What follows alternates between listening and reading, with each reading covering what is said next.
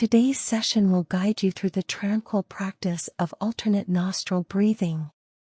This technique is a powerful tool for soothing your nervous system and serves as an accessible stress reducer that can be performed anytime, anywhere. Let's begin by settling into a cozy seated posture, making sure your spine remains elongated.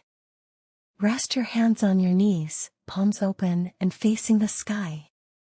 Elevate your right hand, pressing your index and middle fingers together before folding them down to your palm. Use your thumb to gently close your right nostril and take a deep breath in through the left. Next, switch to pressing your ring and little fingers against your left nostril, releasing the thumb to breathe out through the right.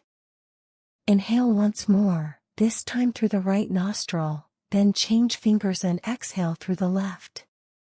This rhythmic pattern constitutes the alternate nostril breathing method.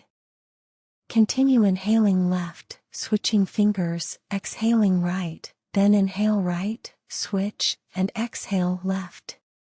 Repeat this cycle for approximately 10 to 20 breaths, or until you sense a wave of relaxation wash over you. Maintain a smooth and even flow of breath throughout.